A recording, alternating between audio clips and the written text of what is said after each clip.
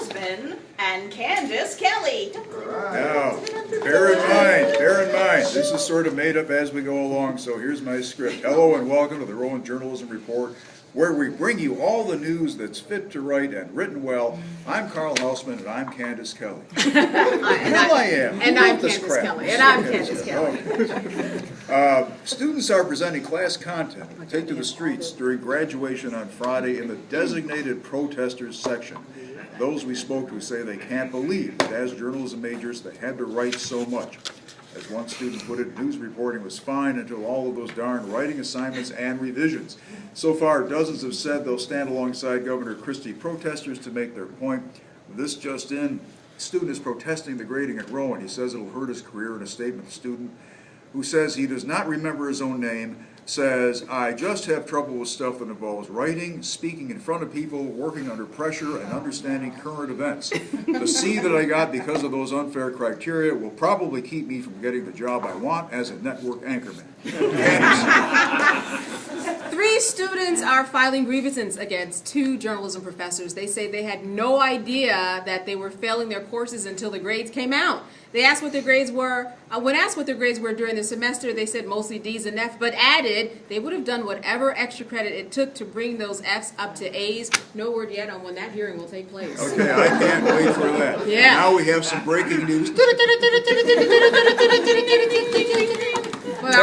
Catherine, over to you. Hi there. I'm out in the field, and the reason why students aren't in class yet is because they're still looking for parking.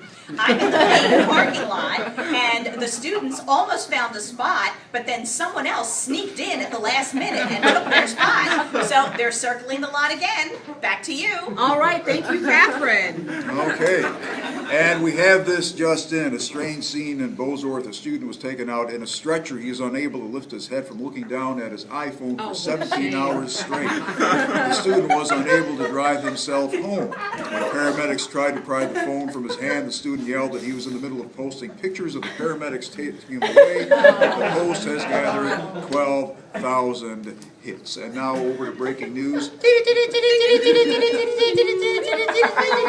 With Diane. Diane, holy cow, what the hell is that? Look at the size of that. Diane? Found, and after a 9-year search, authorities have put to rest a case that kept them up at night. A student is finally arrested after he did not return his equipment to the journalism department. After 9 years. When he was caught, he appeared full of shame, saying he kept needing to return the equipment, but it was just too late. The student then turned to a life of crime because of his wrongdoing. He says he just felt bad about himself and started doing bad things.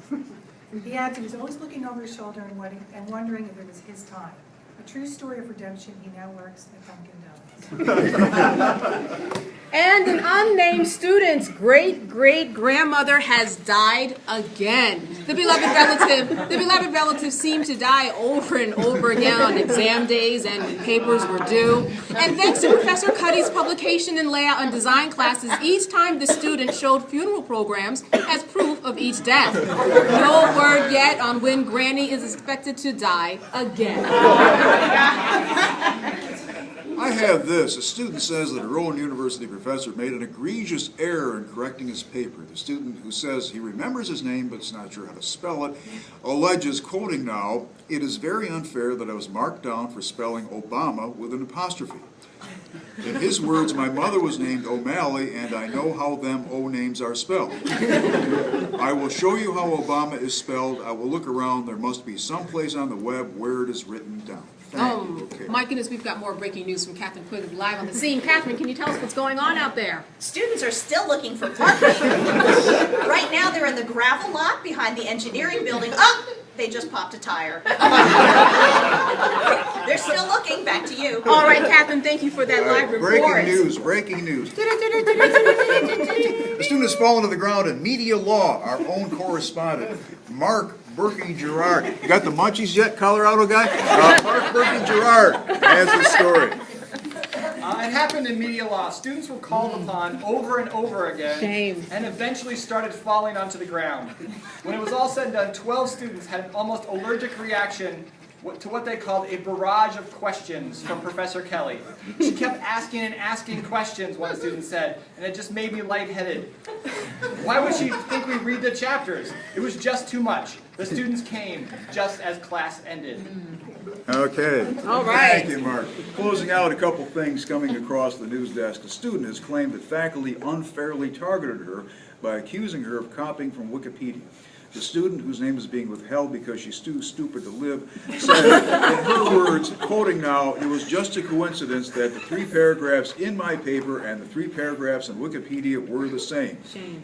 After all," I assume she talks like this, "there are only so many words in the English language. I mean, probably like 100. One last thing. Student has informed me that he did hand in his paper on time.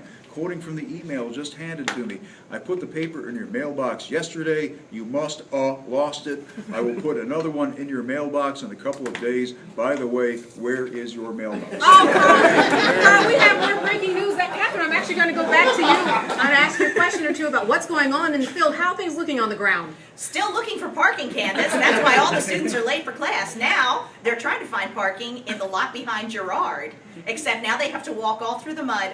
And it's snowing. Any word from the president's office as to what we're going to do with this parking in the next academic year? No, but school won't be closed in the snow either. All right. Catherine, Enjoy class. you. Thank you for that report, Catherine. All right, I think that wraps it up. You want a drink? Yeah. Okay, we have another one. Okay, thank you very much for joining us on this edition of our own report. I will sign off. I'm Carl Hausman, and you're not. And just let me give you some of my favorite advice as you head out to the world. Don't screw it up. Goodbye. Goodbye.